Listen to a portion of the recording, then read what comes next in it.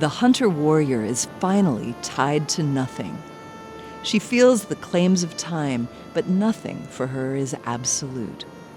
She knows that absolutes are phantoms that exist only in the world of illusion. In her world of reality, she is related to everything, yet it is the wonder in all things that has seized her final loyalty. Though the phantoms ceaselessly lure her to return, she severs all ties to immediacy and journeys on single-mindedly and alone.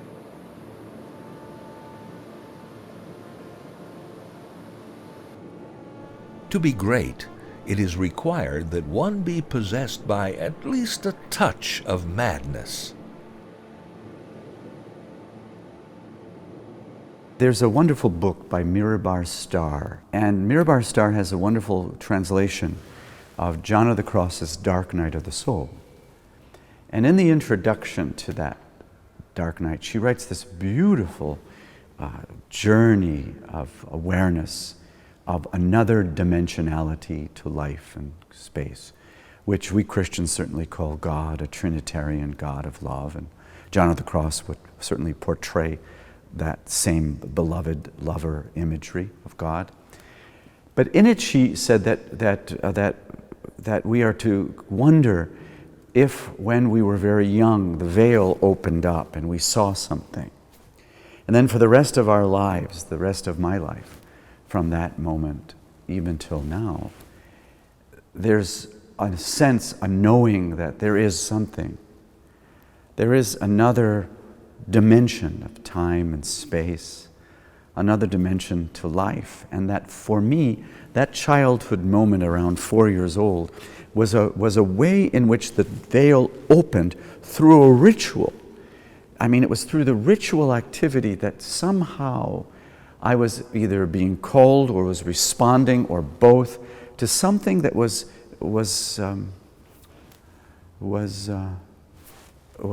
mesmerizing, enchanting, a dimension of time and space that a child could see.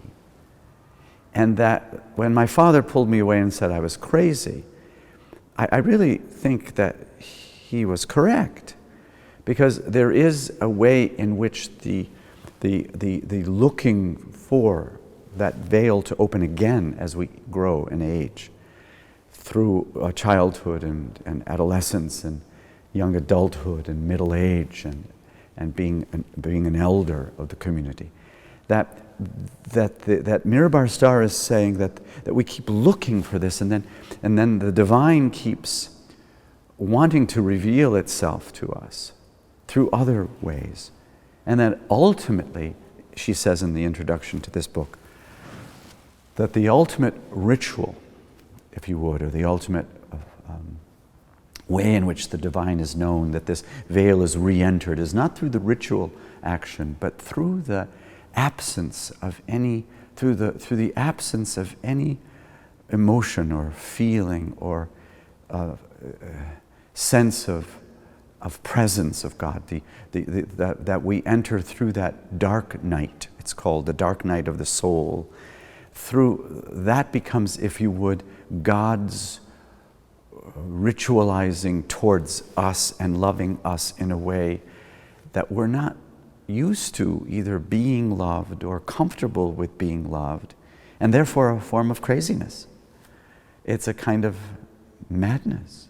I was reading Alan Watts early on as a teenager, a young kid, and I remember there was one line where he said, we use incense in our rituals. We use incense because we are realizing that we have to go out of sense. We have to go out of the senses, and that the incense is a way out of the sense. It's a very, very interesting little play on words that Watts was always used to doing. So that's how it started for me.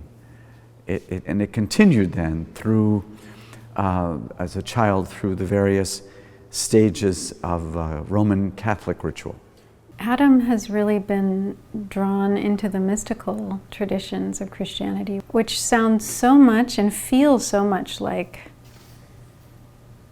what I've been exposed to in Buddhism and also in other Eastern practices of Hinduism or Taoism, there's this ability to just cut through the surface layers and the veils that keep us from seeing things as they are, and this immediacy of connecting with life.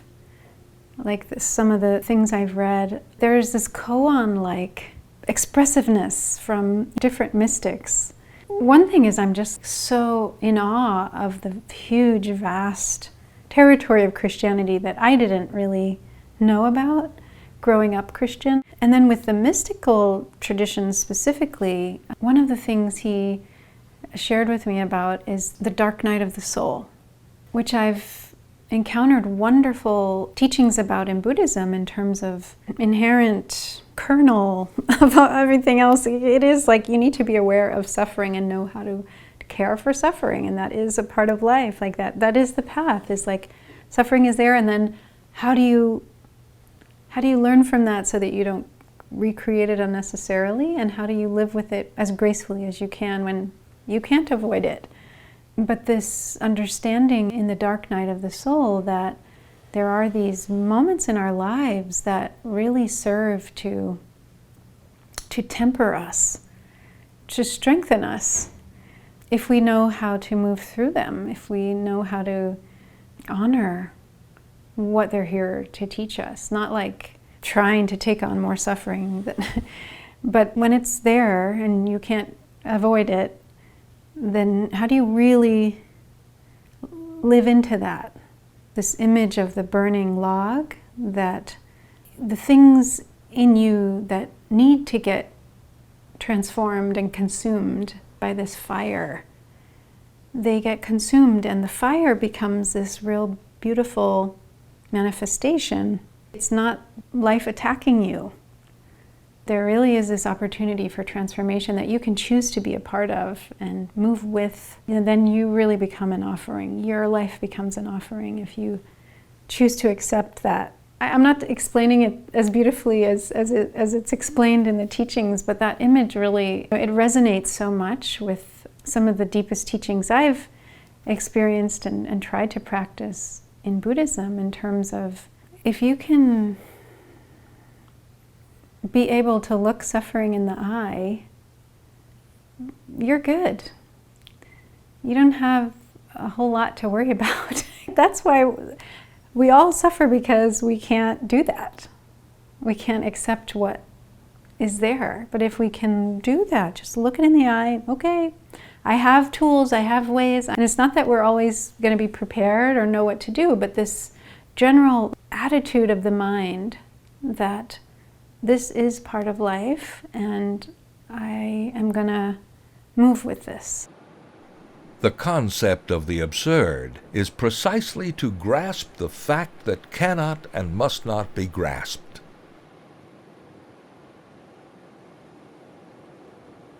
After every gathering that we've had, a number of people who are kind enough to voice how, Michael, this doesn't make any sense. Rationally, this is out to lunch. This does not make sense to my mind. And it doesn't. Anytime you get warm and get a little bit close to some truth, you're going to be getting close to some paradox. No paradox, no truth. And you may remember the bumper sticker. No paradox, no truth. N-O paradox, no paradox, no truth, and then the next line is no paradox, no truth, and it's K-N-O-W.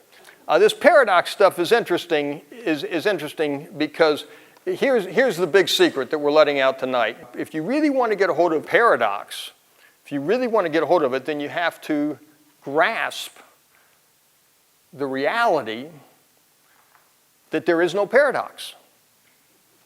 You got that? If we want to get a hold of the paradox, we have to grasp the reality that there is no paradox. And that is to say that it is all one reality. It is finally one reality.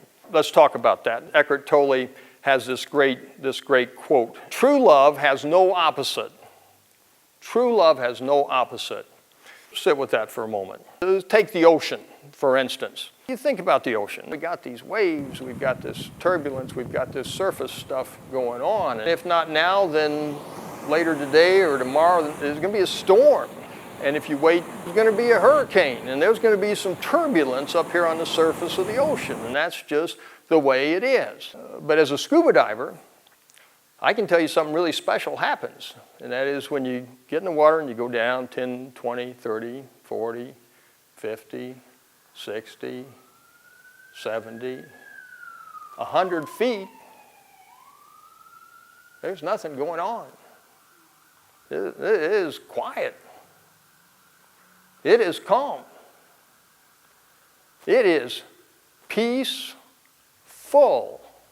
If you go out a little deeper, if you go out over the ledge, over the wall, over the into the great chasm, into one of these trenches, you look out and you see this deep blue, and this deep blue goes on into pitch black at some point, and it just looks down into this abyss. There's nothingness, this emptiness, and everything's very calm and very peaceful, very still and very silent. Jacques Cousteau, his first book, he called The Silent World. Well, now, to most of us at first look, we look up here at this hurricane going on, and we look down here and we say, oh, there's two things going on. Well, they're both going on. But what you and I know is that they're all part of one reality. It's one sea. It's one ocean. That's the reality. That's the truth. Now, these are both true, but that's the love. True love has no opposite. When light is present, there is no darkness.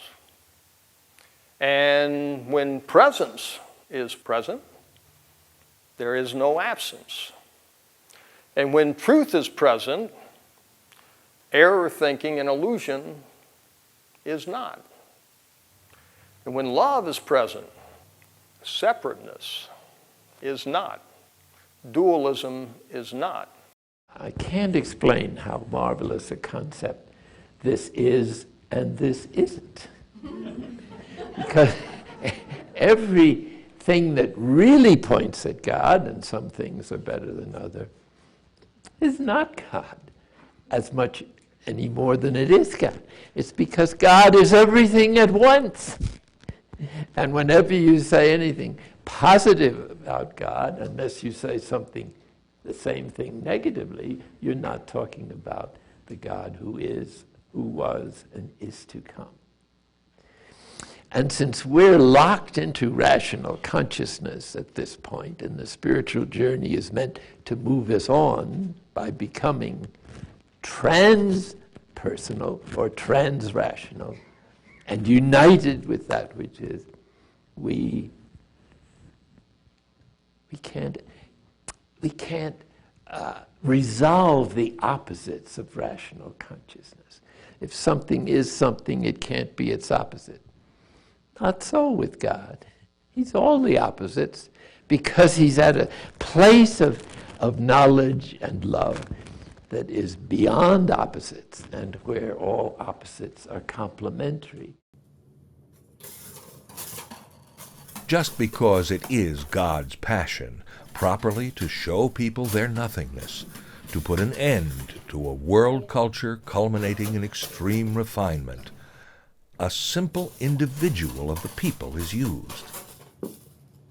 God's passion lies within the absurd, where this sign is seen. There, God is present.